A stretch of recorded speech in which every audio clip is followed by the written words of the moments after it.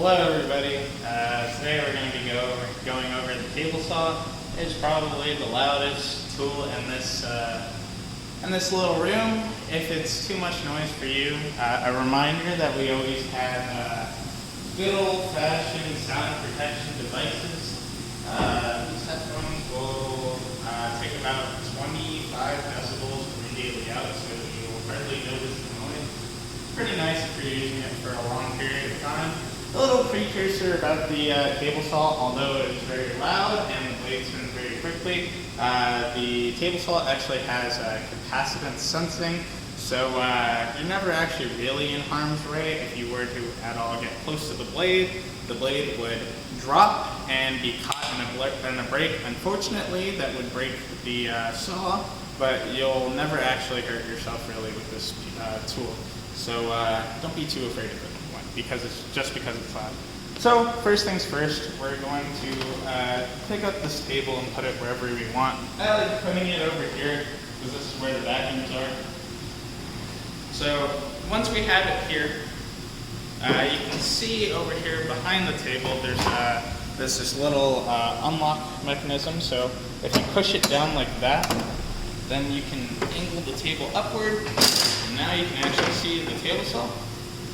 So the first thing to note is that there's this little hole right here. This is where all of the sawdust is going to be projected out of, which is actually the perfect size for this vacuum. So we can go ahead and just put the vacuum right on. And always remember to actually turn on the vacuum, because numerous times people will put the vacuum head in, but a bunch of sawdust will accumulate and then you'll take it out and just be sad. So don't forget to turn on that vacuum. So before I forget, because it's actually usually me, I'm the person that does that, I'm going to go ahead and just put in the vacuum cord in anyway. And then there's also a power cord here for the table saw. I usually leave that for last. I'm going to lay it basically close to the outlet, right over here, just so I remember. And we can also see here that there's a do not cut list of things to never cut ever. And so remember when I said that this thing has capacitance sensing? So basically, if anything is really conducting a large amount of electricity, humans are we'll get destroyed if we're struck by lightning, right? So anything that sets off the sensor will immediately drop the blade and destroy it. So that means if you take a piece of laser cut wood and you try to cut it with the table saw, it'll also destroy the blade. So never try to cut anything that's been laser cut, anything that's chemically treated, pressure treated, anything that's wet, anything that's painted green, any wet paint or wet glue, graphite cloth, cardboard corner guards, or anti-static, YHMW, polyethylene. If you forget what I said, the list is right here. Please follow the list or you will destroy a blade, and it's pretty terrible to replace. And Alvin will be mad at you because we usually make him do it, and he doesn't want to do it. Neither do you. Alright, okay, so there's a couple things here that you can see. There's a lot of red things looking right at you. So you can see this red little circle. This is where you never want to push or put your fingers anywhere near.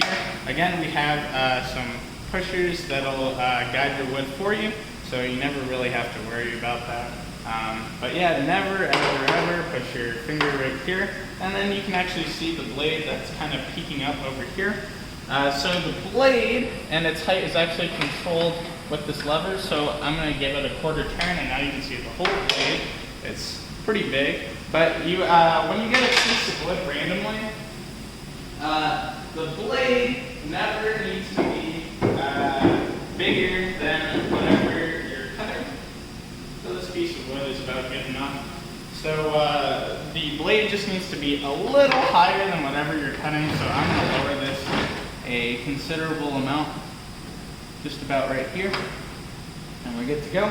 So now we can actually control the wall stop and how far the table extends. So you can cut pretty big pieces of wood on this table saw. So one, you can adjust by pulling out this lever how far the table extends. If we extend it all the way, we can actually see a box that you can store things into. This actually has the user's manual. So this blade can actually be angled to deliver a lot of angled cuts, but in order to do that, you would need to take this thing apart a little bit, and we don't recommend that. That's what we have the miter saw for. So I'm not going to teach you how to do that, but if you ever wanted to do it, the user manual isn't here. It'll show you exactly how to do it, or you can just Google how to do it. It's very Googleable. A lot of people like table saws, so you do you. So once you have, since we're cutting a small piece of wood, we don't need to extend the table at all, so I'm going to lock it right here. And we also have a wall stop. So to control the wall stop, you can push this button down, and now this is able to move left or right as you see fit. Since our piece of wood is very small, we're gonna put the wall stop right here. And then, if you have the table extended very, very far, and your wall was right here, you can see that your piece of wood will be floating a little bit. That's okay. You can spin this little knob clockwise, and then this little edge guard kind of comes out, so you have a bearing to put the wood against. So just remember that if you're cutting a piece of wood, but we're not really going to use that. And we're going to set our wall right here. Okay, so once we have everything locked and in place to go, we're actually ready to now use the table saw. So I'm going to give power to the table saw. Now, before I make this cut, it's important to know that this saw spins at a very, very, very high speed. So when you're actually pushing this piece of wood into the table saw, you want to make sure that you're pushing with a good bit of force at first. If you don't, the piece of wood will fire back at you, and it'll make a loud noise, subsequently scaring everybody in this room, including you. So you want to make sure you don't do that. So you get your pusher here, and then you can see here that if there's one green light, that it's ready to go. And so if we hit start, you're going to hear that it gets really loud, and I won't talk to you as much because I can't really scream over it. So I'm going to start it by pushing it out. It's very loud. So when you pause it, you can see that the green light is flashing at you to indicate that it's spinning down. There's a whole bunch of warning lights that you can read up on if you want. But once it's solid green, it's ready to go. So basically show you how to do this cut. So I'm going to stop talking now and actually do this cut. So pay attention if you want.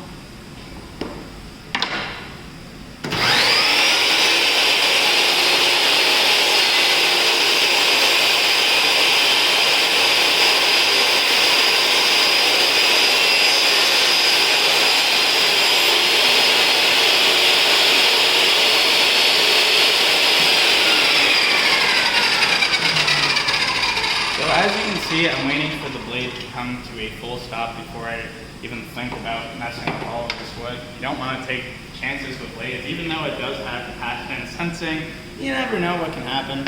So once everything's good to go, you can see that we have a nice clean cut straight through this piece of wood, which is nice. So most of the time, you're probably not going to use the table saw, but if somebody has a very, very large piece of wood that they want to segment and cut into smaller pieces, you're going to want to use the table saw for that. Otherwise, you can probably just use a miter saw. So you can actually see here that the blade has a lot of wide gaps between its teeth. This is only made for wood. Don't attempt to cut metal or you'll be sorry because it will spit at you and bad things will happen. And then I'll yell at you. But if you notice one last thing, you're going to laugh at me because I actually forgot to turn on the vacuum, even though I said to turn on the vacuum. And so this is what happens if you forget. Don't feel like me, I'm an idiot. When I take this off, we'll see some sawdust accumulated. Not that much did, thankfully. But always remember to actually turn on the vacuum so that doesn't happen, or you'll look like me, a fool. And so when you're ready to clean everything up, unplug everything, obviously. And then rewrap the cord like you found. It makes intuitive sense how it's supposed to go. So one last thing, when you're done cutting everything, you want to make sure that all of your pieces of wood are away from this blade here, because it can still fire back at you if it's touching a blade that's either spinning down or just still on. So just try to make sure it's clear of the blade without using your hands. Always use those little pushers over there. And so you also want to actually turn this, this yellow piece off into the off position for a double safety check. And you want to make sure the blade's all the way down and you're ready to put the table saw away. So in order to do that, you just lift off a little bit and then you re-hit the actual unlock mechanism.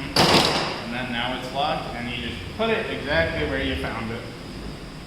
And that's how you use the table saw.